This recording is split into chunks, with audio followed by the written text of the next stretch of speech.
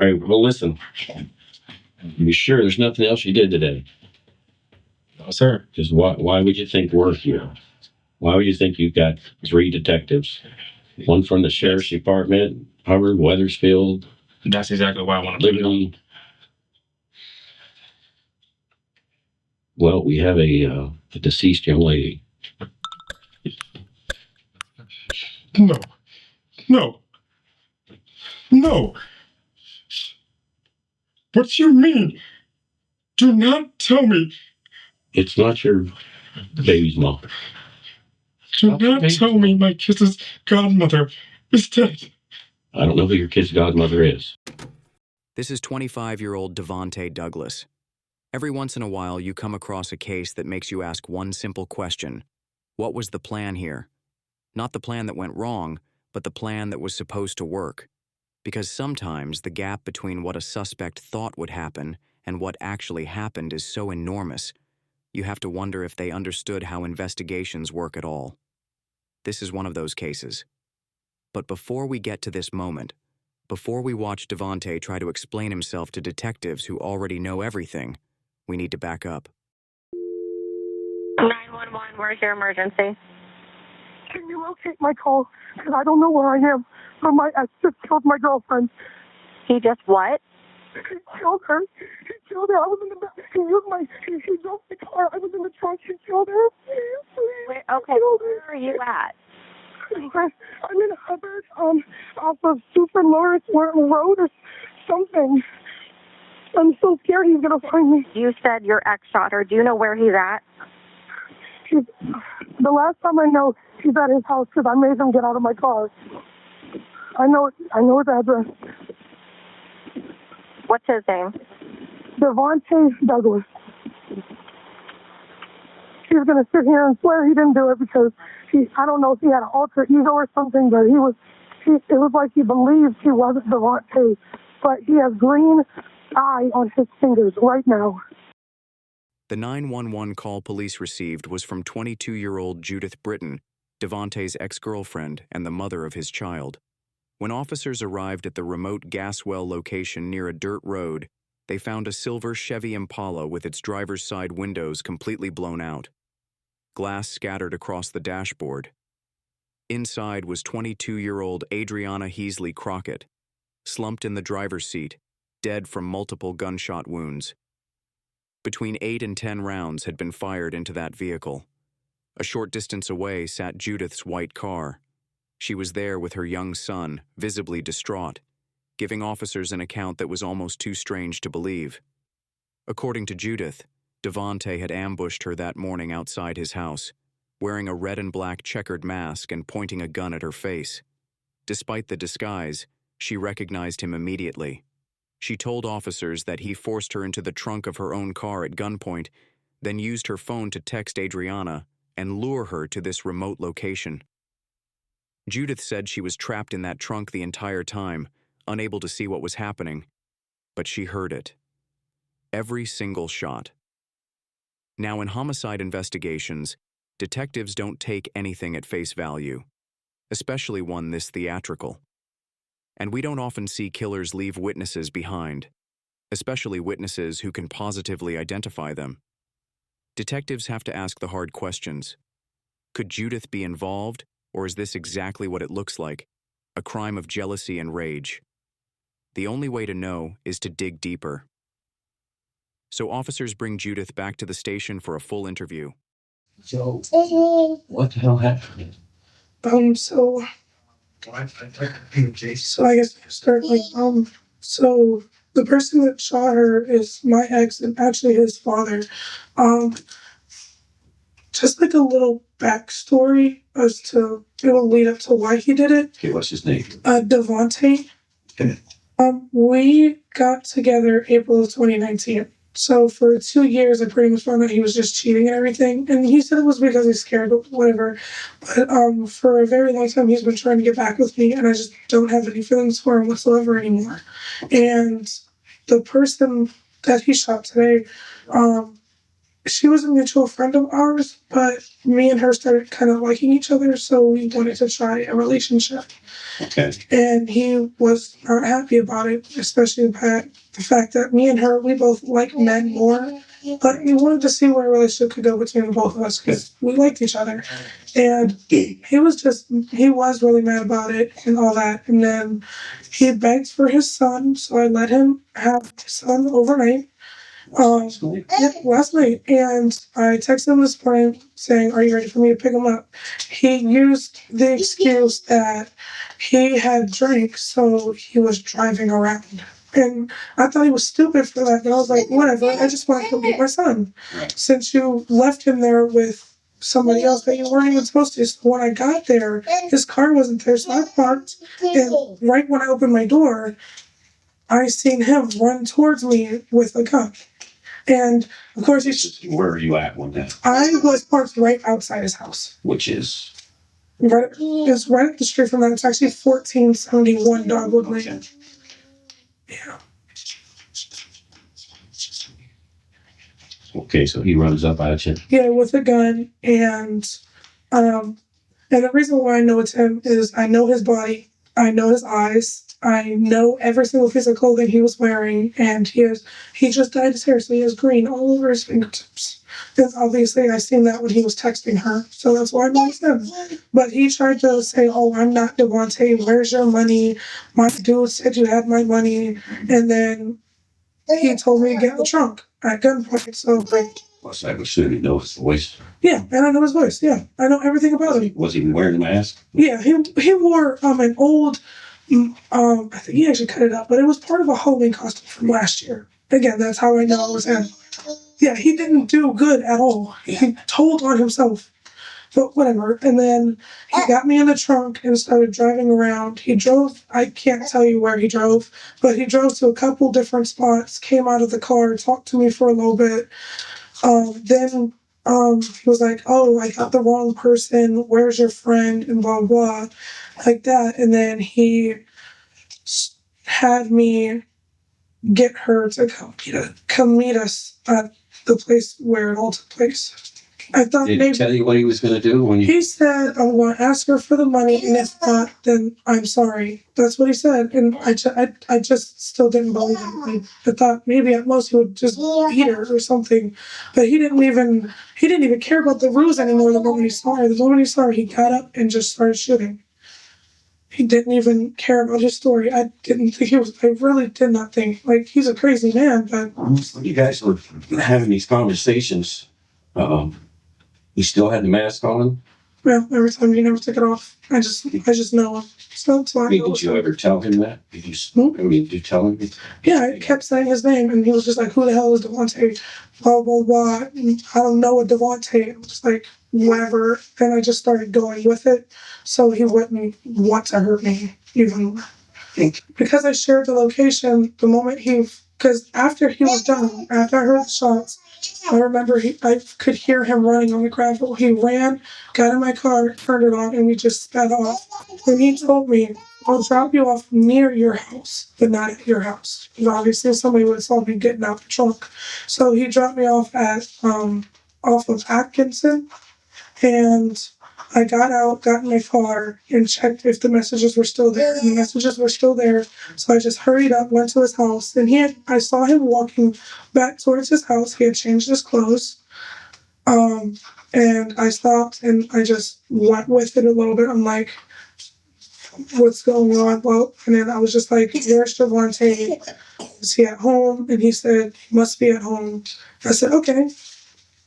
And I went in the house. He was trying to talk to me the whole time, but I just got my son, came outside, and he was saying, "I was looking for you for a long time. The cops towed my car. Can you help me get it back? Can you help me look for it?" And I was just like, "No, I need some time alone."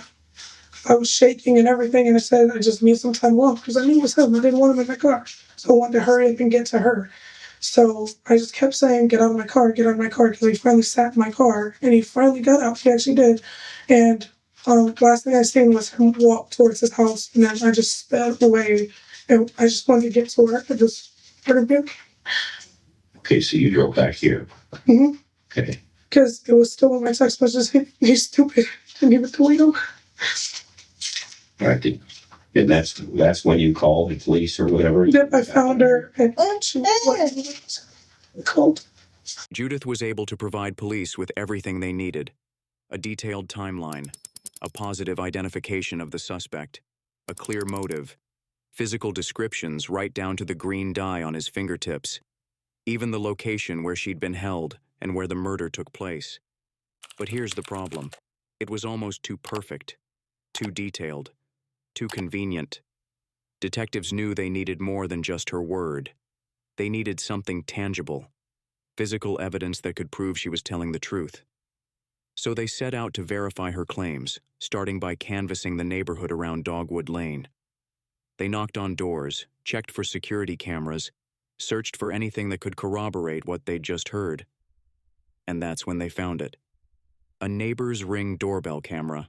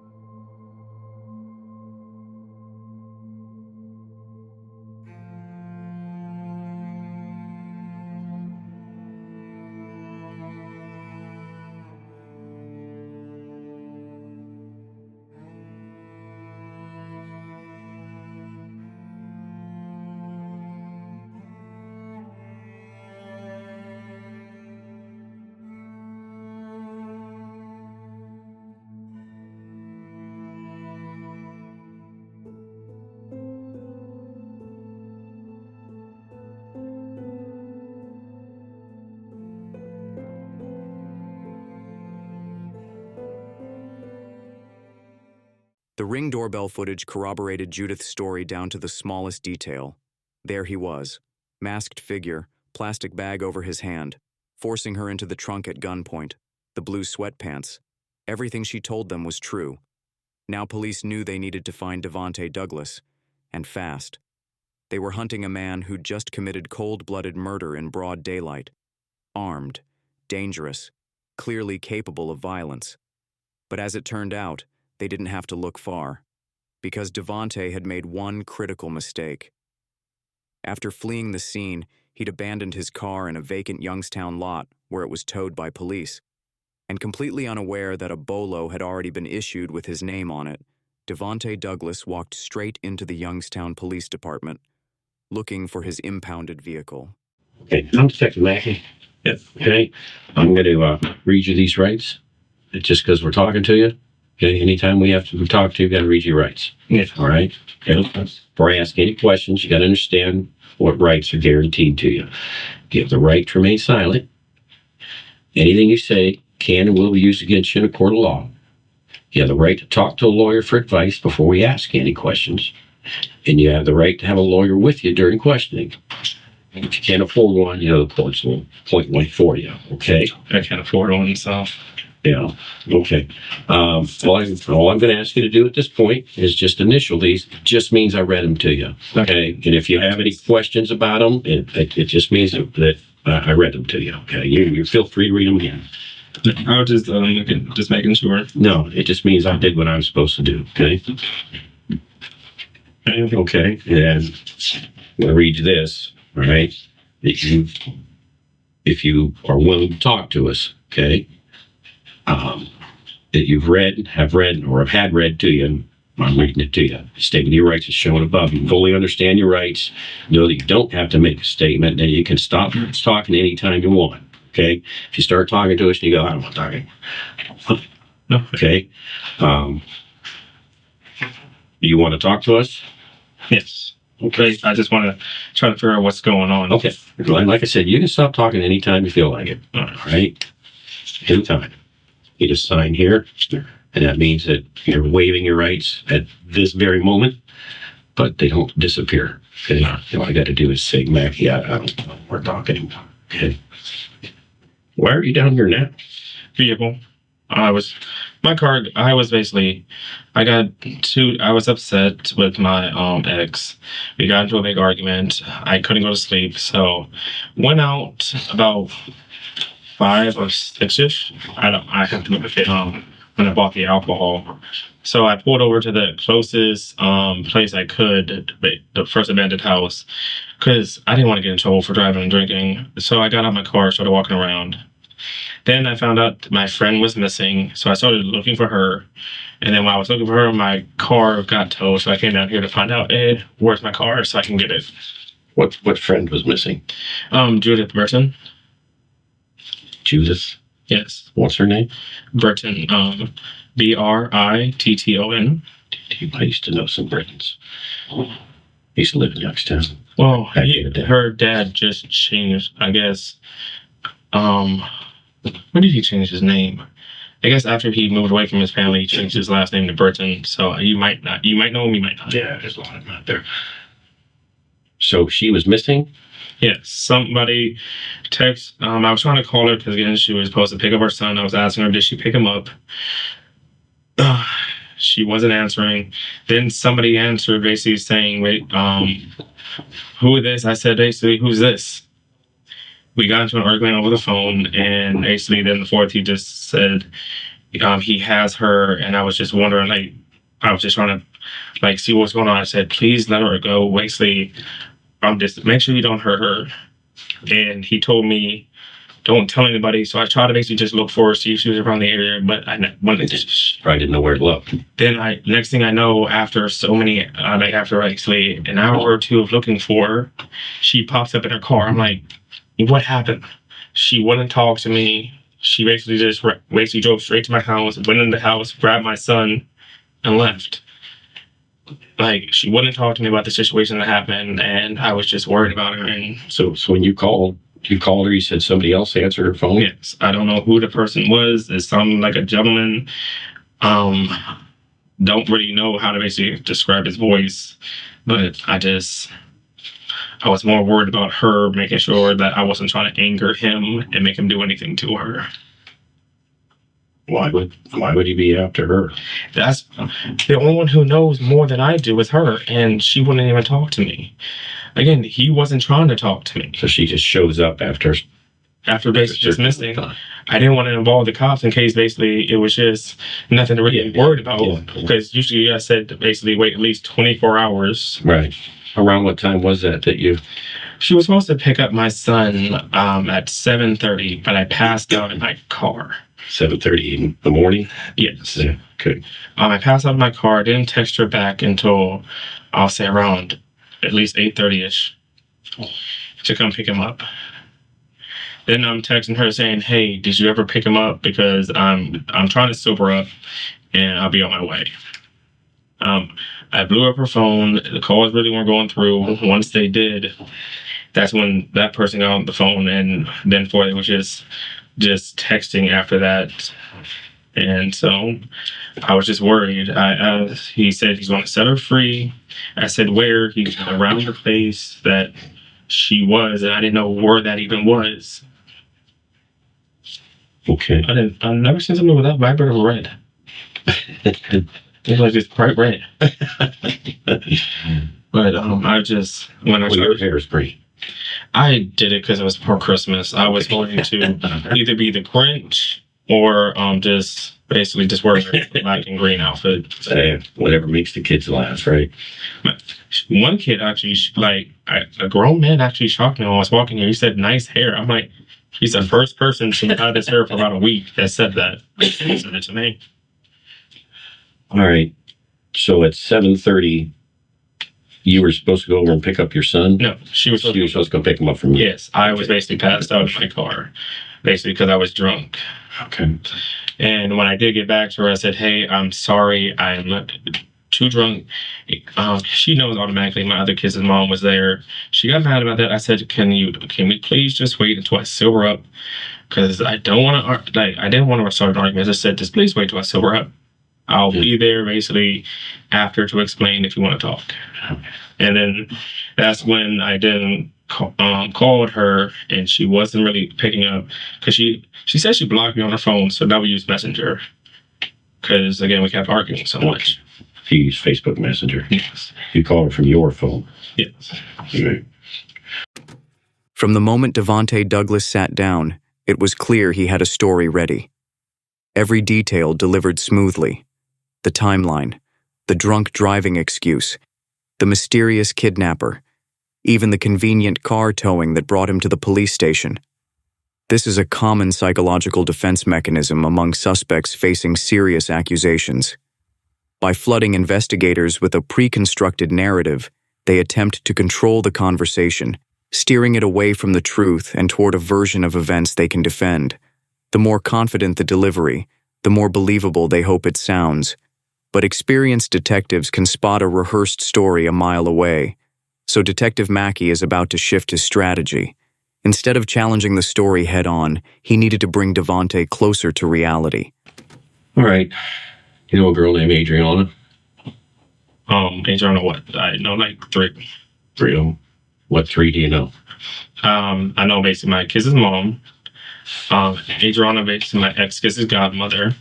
And then another one that I used to talk to a while ago. But Adriana, my kid's mom, she's at my house. Me and the other one just stopped talking last night. And then the other one I haven't talked to in about like 2 or 3 years. Okay. So Adriana is your baby's mom. Is that what you're telling me? Or what? Her name is Adriana Zecker. Yeah. Yeah, she's my kid's mother. Oh, okay. All right.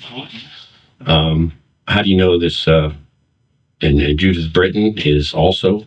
She is the mother of my 4th child. Okay. The one that was supposed to get picked up and everything today. Yeah. I've been married a couple times, so I know it. I know what you. Yeah, the only difference. I gotta get it straight in my head. The only difference is I haven't been married yet. Yeah, well, that might not have been a bad thing. Okay. So then you come down here and boom. This cops basically surrounded me. Like I said, I immediately just froze and did not do anything to basically again try to fight. Okay. All right. Well, listen. You sure there's nothing else you did today? No, sir. Because why would you think we're here? Why would you think you've got 3 detectives? One from the sheriff's department, Hubbard, Weathersfield. That's exactly why I want to Liberty. Well, we have a deceased young lady. No.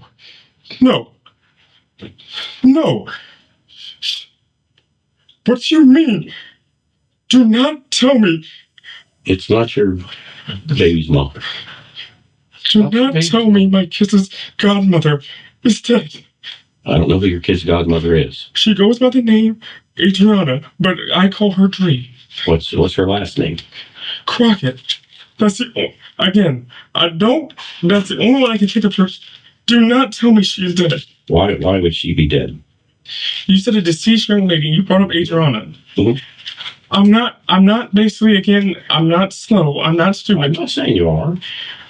Do not tell me. You are. She cannot be. I just basically again had a fight with her, and again I was trying to go to make it up the next day. What was the fight about? We've been fighting about basically me and my ex. My ex has been constantly spending time with her. Okay. That's what the last fight was about because they started dating. Okay. Again, my kids were getting mad at me. We got into a big argument, and I was going to make it up to her. Okay. Please do not tell me she's dead. Do you own a gun? Right now, it's not on me.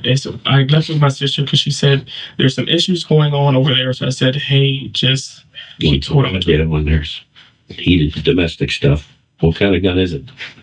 I don't know the exact name of it, but it's a G something. Notice how Detective Mackey doesn't engage with Devonte's sudden emotional outburst. He doesn't feed into the performance at all. He refuses to confirm whether it's even the Adriana Devonte is thinking of. He offers no sympathy and gives no reaction whatsoever. Instead, he immediately pivots the conversation in a completely different direction, asking about Devonte's gun ownership. This is a deliberate interrogation technique. When a suspect launches into what appears to be a rehearsed emotional display, experienced detectives will often refuse to validate it.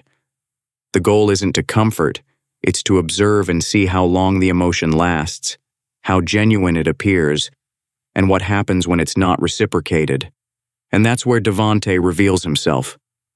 Watch how quickly he shuts off the emotions and snaps back into normal conversation. One moment he's crying about his kid's godmother being dead, and the next he's calmly discussing his firearm like they're talking about the weather. There's no lingering grief, no difficulty composing himself, just an instant switch from distress to baseline. I'll give you something. I don't know the exact dimensions because, again, I just bought it for household protection. I get it. Everybody does, man. Especially you live in Youngstown. I get it. But I get it. Is it a big gun, little gun? just a regular handgun. Basically, I lock it up when it's at my house. Semi-automatic? You know, like, you know what I mean? It doesn't have a wheel on. It's not a cowboy gun. No. You know, I don't like those. But you have a way of avoiding the question. Please do not tell me she's... What caliber is your gun? I don't know 100%. Again, the only time I use this when I go to a gun range with my friend. All right, well, the clip that they have found in your car, does it go to that gun? Yes. Okay.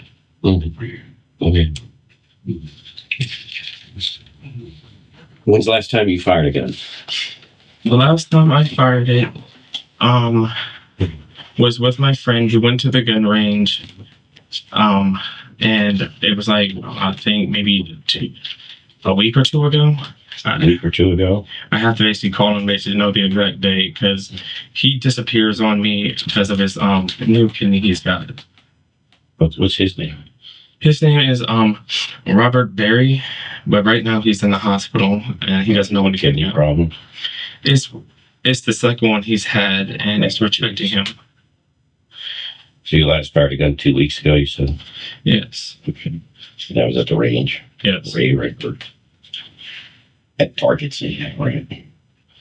So, I understand you don't want to talk about it, but is that her name? It's Adriana Wilcox. well, Oh, not Wilcox. My bad. Adriana Crockett. Crockett, yeah. Not no, see, you're going to confuse me. Sorry. I said Wilcox as a Katie Wilcox. That's us. I mean, to be confused. It's just right None now. of them days. I wanted to fix it. I don't want her to be doing it. You want to fix it. Again, me and her constantly argue, but we always basically became back to friends. Where did you last argue with her at? Last time it was over the phone. You haven't seen her today? The last time I seen her was at basically Judith's house when I was picking up my son, and then we got into an argument over the phone. I blocked her. They stopped talking to me, and told Judy was trying to call me this morning about picking up Devonte, my son. But I won't be able to explain it to my kids if she's gone. Because yes, You mean, what do you mean gone? because you said a deceased woman, and you literally brought up basically Adriana. One of them I already know is technically alive. The other one I don't even know, so I don't know why we even be brought up. Whoa, going. The other one I haven't seen in years, so I don't even know why she'll be brought up. There's only one other Adriana I know. Well, we're not quite sure what happened. Okay, that's we know you have a relationship with her, or your girlfriend, or What? ex-girlfriend had a relationship with her, It's just because we have talked to her. that she can't be gone. I just hope basically it's just like she's just basically just fine and she's at home, Yeah. and it's just another freaking person that just has a name that I don't know. Well, we've already talked to your ex. She's down at the station. Why do you think she'd be down there? I don't know. I literally tried to talk to her about the situation. She would not talk to me. So, Well, let me tell you a few facts, okay? So you know, some facts. Your phone, we're going to be able to tell where you were today, because your phone's going to tell us that. That's the evils of having today's cell phone. It's gonna, no matter what you could have thrown it away and burned it. Doesn't matter. It doesn't matter. Your phone records that are automatic and you have no control over are going to tell us where you were today. I'm telling you that because if you want to change anything, this is where you need to do it. Because I'm gonna the only phone that I use is it's a 2 something number. That's the only one I've been using, and that's the only one that's been on me. Okay. All right. Well, like I said, I'm not here to bullshit people. I tell them exactly what it is. I'm not saying you are. You want the gunshot residue he just did? It doesn't matter if you scrubbed your hands with bricks. If you fired a gun. That's what I told you. Recently, not 2 weeks ago. That's what I told you. The only other time was basically when I went to my sister's house, and I told her I just needed to just let it go. Okay. Well, obviously, we're going to talk to your sister. What seems curious to me is you don't seem to be wondering why I'm concerned that you'd fired a gun. You think I killed her? Did you? No. What would I benefit from it? I don't know. People kill people all the time without benefiting from anything. Most murders are committed in a moment of madness. Even Judy can tell you. I'm a person that basically, again, wants to always benefit from something. That's literally why she always got mad at me. Because I basically just always try to benefit from everything. What would be the benefit of me getting rid of her? My kids no longer have another person to take care of them. Like, they basically just lost basically their grandfather. Now you're telling me that basically I'm going to just kill their godmother? Well, I don't know you. So I'm just asking you questions. I'm not in here screaming at you and yelling at you. I don't know you. You don't know me. I mean, I understand. It's just that's what we do. Maybe you're just having trouble recalling all that went on today. I don't know. I don't know, brother. But I can tell you that you've gotten yourself in a corner here.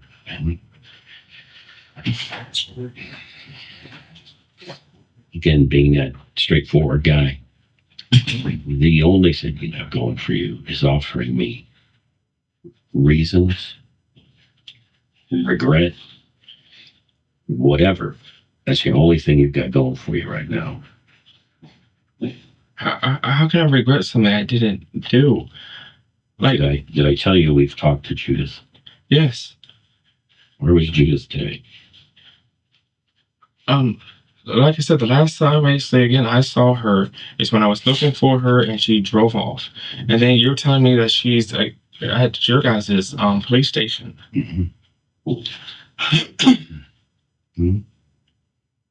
She is.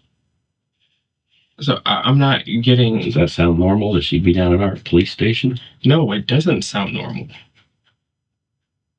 But that's why I'm asking questions to figure out where we met her at, though. That's where she ended up. Where did you meet her at? We met her at this little oil well spot. That's where we met her. That's where we met her. A little out of the way off the road, dirt road. Is where we met her. Why? Somebody put her in the trunk of a car. And if you're saying she went back there, there's only. Why would she be there if basically, again, there's no reason for her to be there? First of all, saying she went back there means that she was there once before. And there it is. Detective Mackey just caught Devonte in another critical lie. According to Devonte's initial account, he picked Judith up off Atkinson Street after the supposed kidnapping and dropped her near her house. Nothing connecting her to that remote dirt road where the murder took place. But now, in this moment, Devonte just revealed something he shouldn't know. By saying she went back there, he admitted Judith had been at that location before. Which means he knows she was at the murder scene prior to being released. And there's only one way he could know that, because he had her there himself. Detective Mackey recognizes this immediately. The slip is small, but it's significant.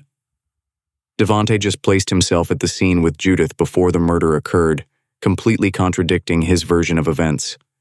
This is the gap detectives needed, and now it's time to turn up the heat. So what then happened? I'm hoping you can tell me that. I'm hoping that you're the kind of man that knows when shit has gone sideways, and for the benefit of your children and all involved, that you're going to solve this mystery before we do. Because when we solve it, it's over. It's over. As opposed to you sitting here and telling us reasons, whys, what actually happened, who said what, who did this, who did that.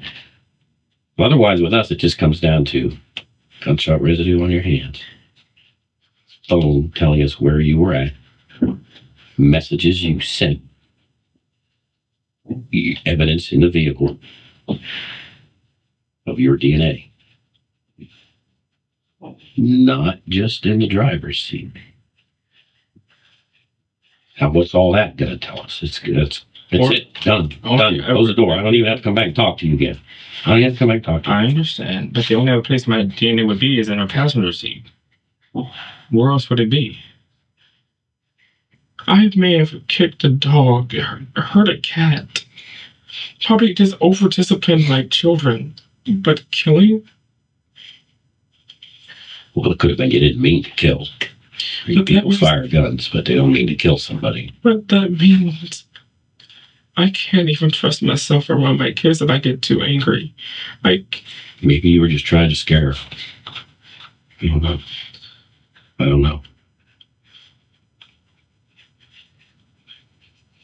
You don't remember any of it? You don't remember yelling at her?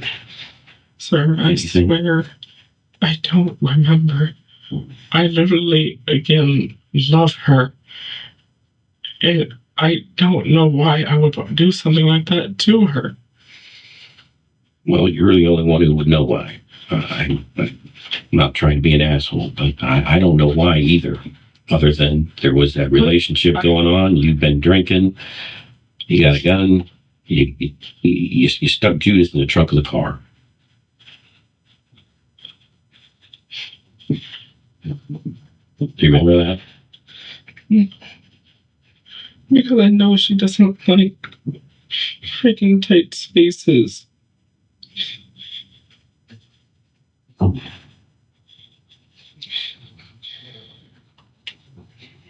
No.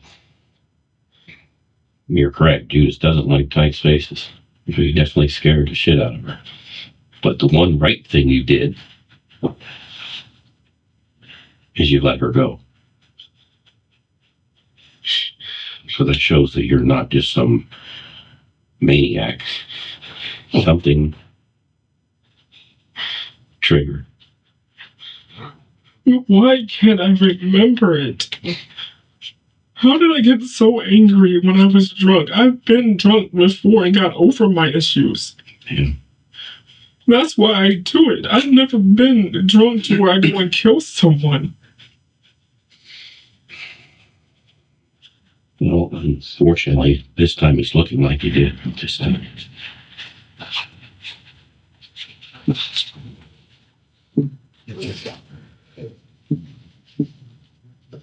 You tell me what you want me to tell this family. I'll tell them word for word.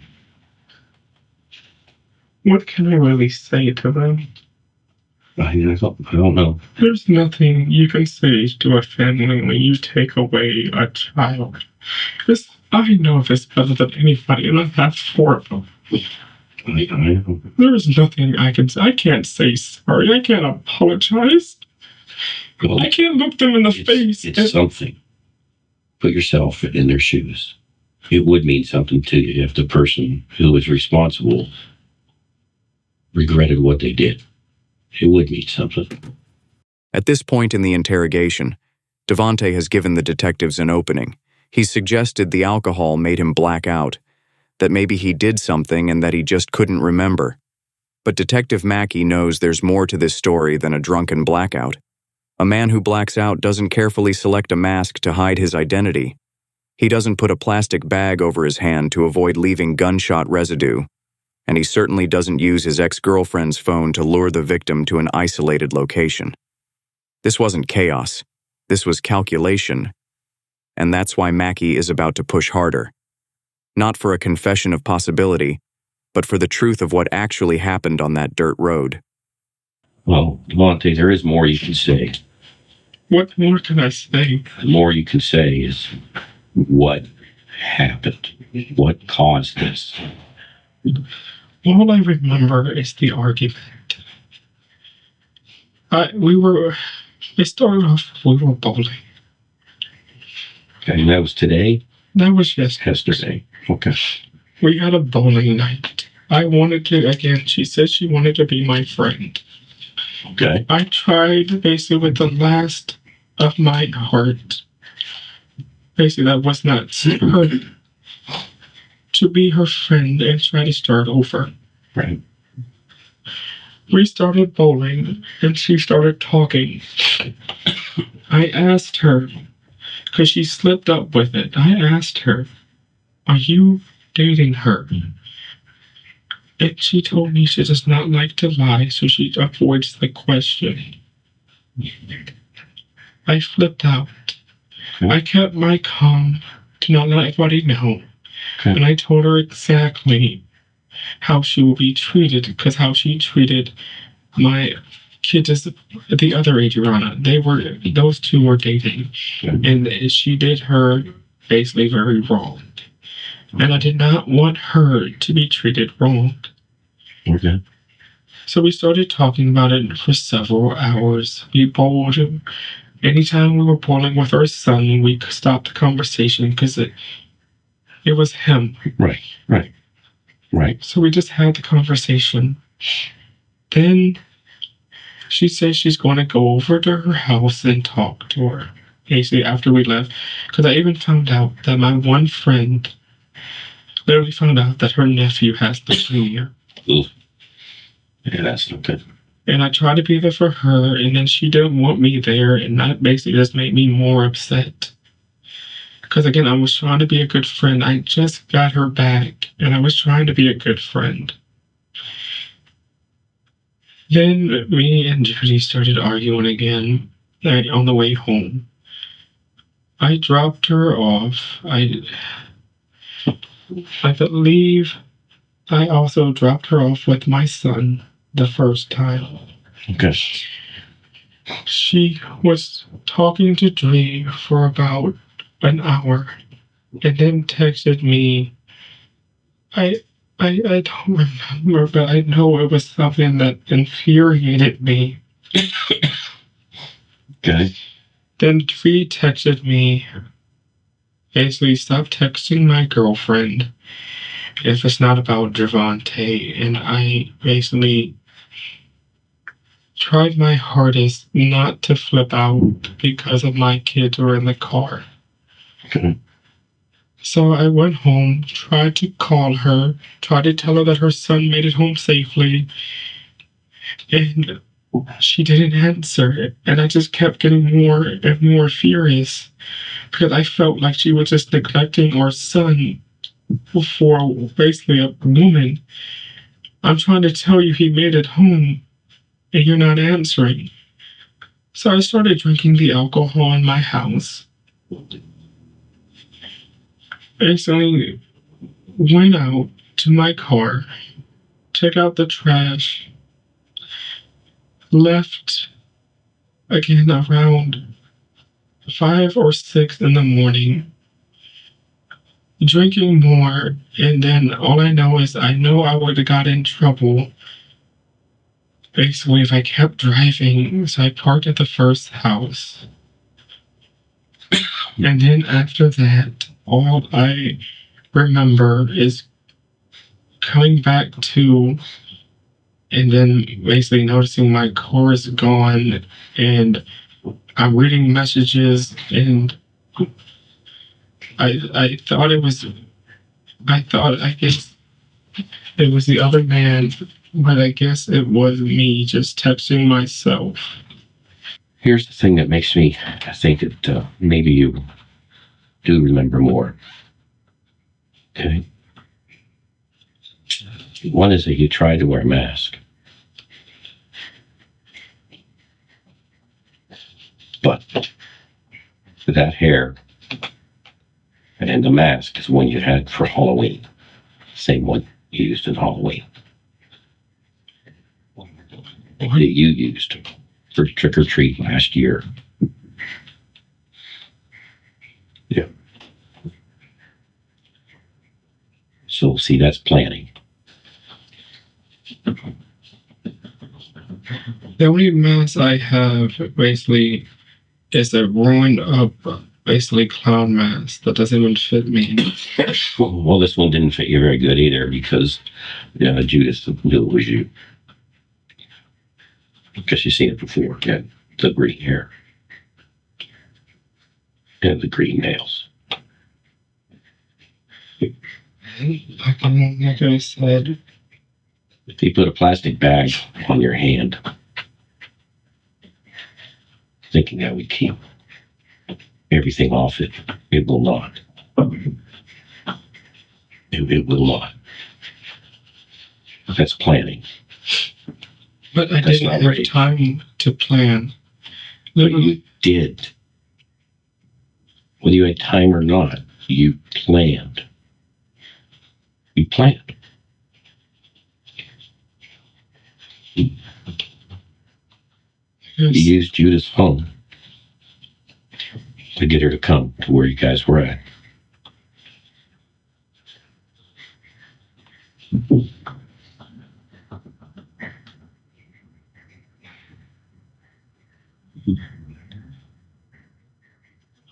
And when she pulled down that road, look at me. When she pulled down that road, you emptied that gun. Thank God that you didn't kill Judith.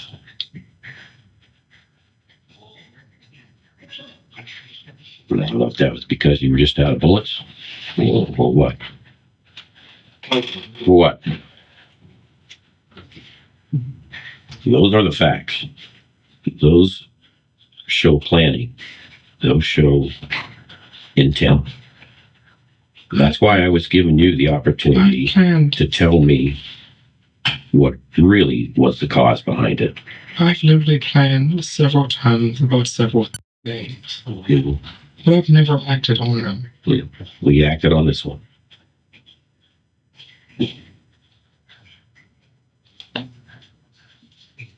What made me actually freaking smart? That's why I was giving you the opportunity to tell me what happened before I told you what happened, because I still like to believe in the human spirit that people feel bad after they do bad things. And even if it doesn't help them in court, it's good for their soul. And it's good for your mind. And it'll help you deal with things. When you shove all that shit down inside you and hold it down, you just get worse, man. You just get worse. You are right. There's too much basically, whether I was blacked out or not. Basically, it just shows too much planning, but I've never acted on them. Yeah. I think of 50 ways a day to basically get paid back on somebody. Yeah. How we all do that, man. But why? What made me actually this time? You know what made you? Because she was going to your girlfriend.